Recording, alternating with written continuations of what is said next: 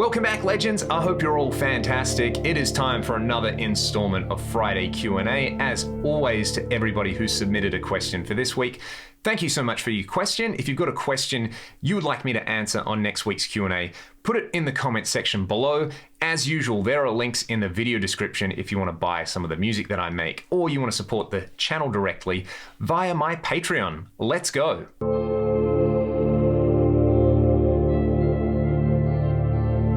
Have I checked out the band Pentakill with Jorn Lande on vocals? I haven't.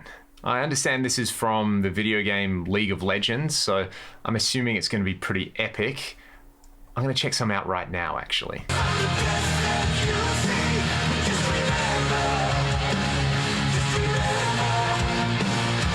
Yeah, this is pretty good. I think I like anything with Jorn Lande on it, so I'm going to check a bunch more Pentakill out. Thank you all so much for the suggestion.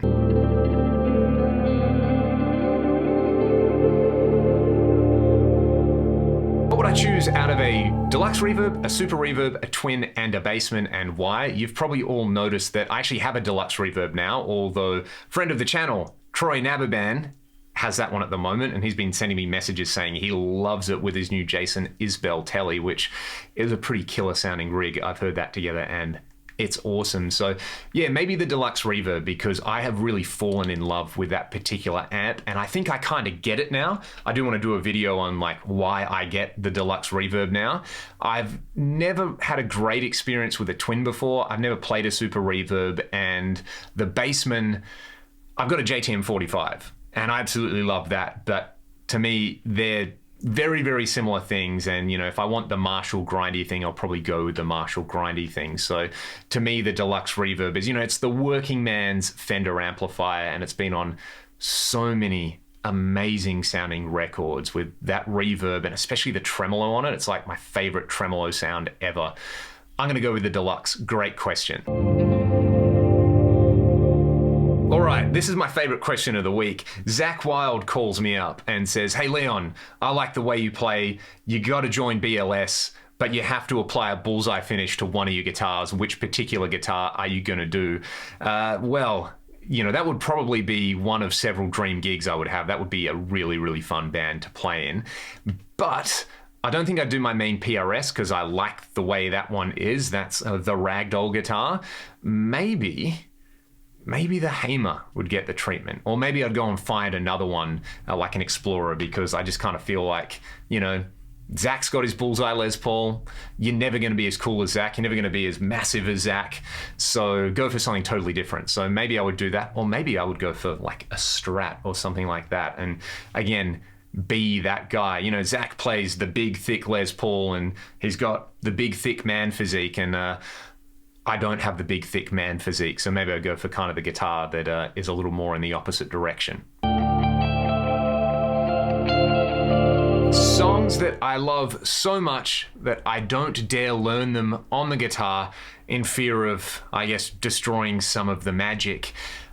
If you asked me this question, say, 10 years ago, I definitely would have been one of those people who had a bunch of songs that were basically sacred cows, that there was no way I was ever going to sit down and learn them or listen to them in a really kind of critical way. I just wanted to maintain that feeling of when I heard them for the first time and fell in love with them.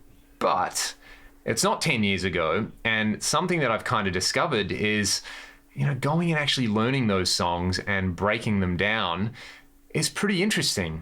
And it kind of plays into something that I think a lot of people get stuck with at various stages of playing music or learning music or doing a lot of things in life in general, but we'll kind of focus on the music side of it. And I tend to see this a lot when people go and learn music theory in depth, and they start analyzing their favorite songs, and they start learning about harmony, or they start learning about modes. You get this thing where people say, "Oh, so all these songs are the same." You know, they might have the same chord progression, and they might be using, you know, the same minor scale melody, and they might have very similar arrangement ideas. And yes, you will find that a lot of songs, when you analyze them at a particular level, they are more or less identical. A great example of this in terms of arranging is if you go and have a listen to the arrangement of Freeze All Right Now, there's this really cool thing that they do, because, you know, it's a 4-piece band, really a 3-piece band with a lead singer. The bass guitar doesn't come in until the chorus. And then there's dozens of AC/DC songs which do the same thing. Have a listen to Highway to Hell as a great example. It's a single guitar, and then the bass guitar and the rhythm guitar come in the chorus. So it sounds absolutely massive. It's a really great arranging technique. It's a really great production technique. And I mean, everybody would recognize the AC/DC song as its own thing and All Right Now as its own thing, but on some level, they are the same thing. My point is that music doesn't just exist at that level of, you know, analyzing the harmony and analyzing the chord progression or the melody.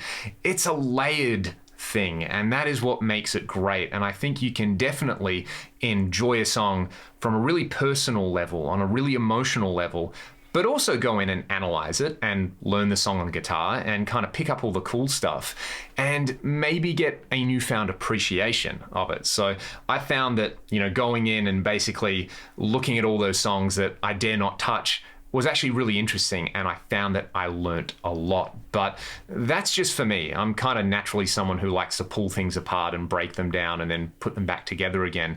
One aspect of that is, especially if you're learning an instrument, which is always an ongoing process for most of us watching this, right, that you start listening to parts and it's kind of hard to go back and listen to the whole thing. And I think a really great listening exercise is to just go and enjoy a song and really try not to listen to the individual parts. It's an interesting technique. It's very much like a mindfulness technique. You almost have to like meditate on the song and pay attention to where your ear goes and how it makes you feel. So in summary, no, I like going in and dismantling all my favorite songs and trying to figure out as much about them as I can.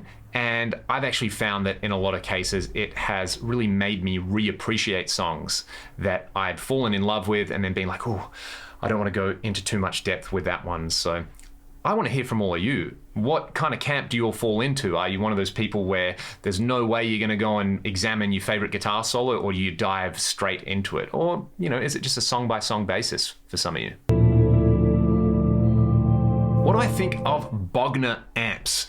Can you believe that I have never played through a real-world Bogner Ecstasy or an Überschall before, and they are two of my all-time favorite sounding amps. However, I do have the two Synergy modules for those, and I do love the models of those units in the Axe-Fx 3. And, you know, especially the Ecstasy, I kind of associate with a particular era of Steve Lukather, and I also associate it with the like early 90s Steve Vai thing before he had the Carvin Legacy. And apparently the Legacy is, you know, very much based on the Bogner Ecstasy. But I do love those two modules. The Überschall module is probably my favorite high gain module in the Synergy ecosystem.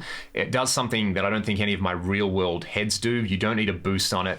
You can just kind of slam it with whatever you want and it sounds absolutely crushing. So having said that, I would still love to try a real world Uber. And then the Ecstasy, you know, it just kind of seems like one of those ultimate evolution of a Marshall style amp things. Also the Mercurial, which one is it? Their Antbox plugin, they have an Ecstasy model as well, which I recently did a video of, and I've done a bunch of Fractal 5-minute tones with the Ecstasy Blue because I love that for like a greasy Strat thing. So yeah, maybe that's one on the list for 2022 to actually play through a real world Bogner. So if anyone's in Perth and they've got a Bogner and they want to let me borrow it for a couple of days, let me know in the comments.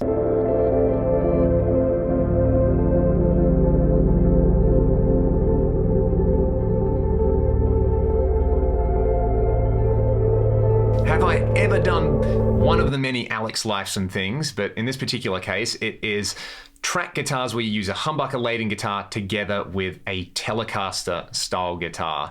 Yes, I've done that on quite a few Ragdoll songs, and normally that kind of like thick humbuckery thing plus stanky, wiry single coil thing seems to work really well. I think my favorite example of it is if you go and have a listen to the Ragdoll song Break You. That is a combination of my 2002 Les Paul Standard, the Sunburst one that you see all the time on the channel. It's that running into a Marshall DSL together with my buddy's Jeff Beck Strat on the bridge pickup, which was really, really twangy, into a Jet City JCA 50H. And that combo was the sound for that particular song. We spent quite a lot of time in the studio playing around with different guitar and amp combinations. And when we finally heard the Strat with the Jet City, that was kind of magic. But I imagine you could do a similar thing with a Telecaster. I also like, the kind of wiry low gain thing where you take like a Telecaster and a Vox and then you pair that up with like a kind of, just Les Paul and a Marshall, the classic combo there. So I find the Tele can really work as like an extra textural tool. So yeah, it kind of goes to that idea of contrasting tones and then blending them to get something that is going to work for particular sections of particular songs. Have I ever tried a Tom Scholz Power Soak? No, but you would have all seen I've tried a couple of different reactive load boxes on here, which are very much the evolution of that style idea. And in asking this question, another question was asked, have I ever played with my 4x12s turned around at live gigs?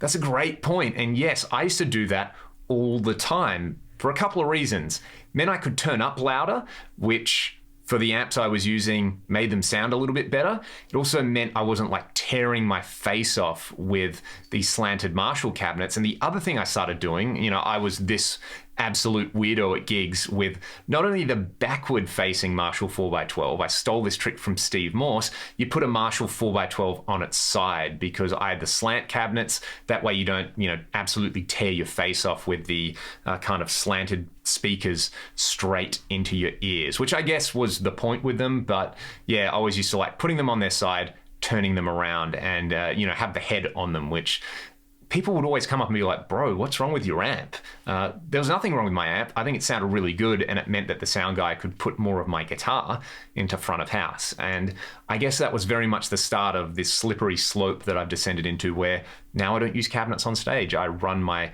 FM9 direct to front of house, and it probably comes from those original considerations.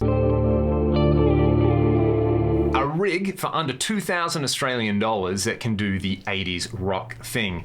Well, I think in order to do the 80s rock thing, you probably need some kind of Super Strat style guitar, and you need probably a Marshall style amp. So I would say, depending on whether you want a quad box or not, let's just say restrict ourselves to that, you could probably go and find yourself a used Marshall DSL 50 with a 1960A quad in Australia for around the $1,000 mark or less if you're really lucky. If you don't want to do that, maybe go for the Jet City stuff.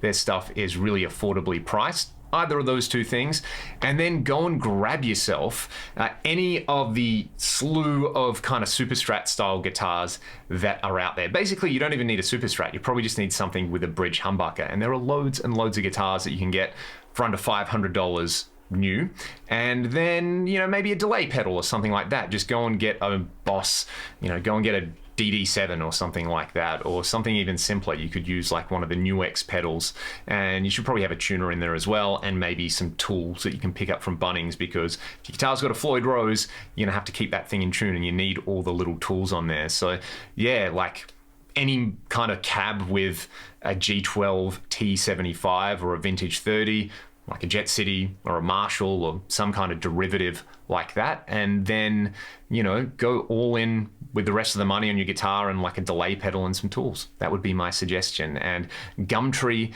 and Marketplace are your friend, especially at the moment. Have I forgotten about the modern Gent tone on the Axe FX3 tutorial video? I haven't.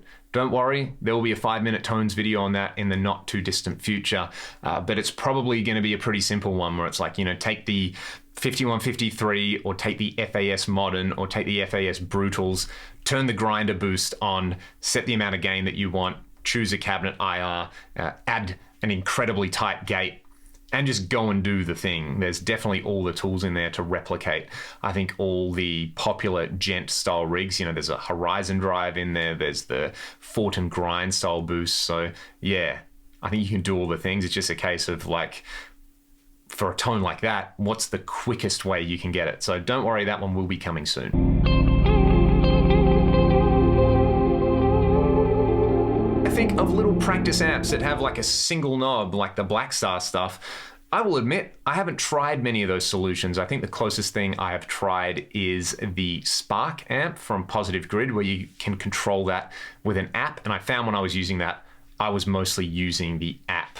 I guess the Katanas have standard amp knobs, and I've never tried anything like the Yamaha THU, which I probably should, but you know, I'm one of those people where I like having just enough control. Having a single knob is probably fine, but you know, for different guitars, I'm always gonna go, hey, I want more or less bass together with less or more treble, that kind of thing. I find that's really handy, but maybe I should try one of those Black Star things, because that's probably doing a single thing and just baking it into a single knob. I guess I used to use a Dark Terror Live for a little while, and that just has that single tone control on there, which basically sounds good in exactly one spot.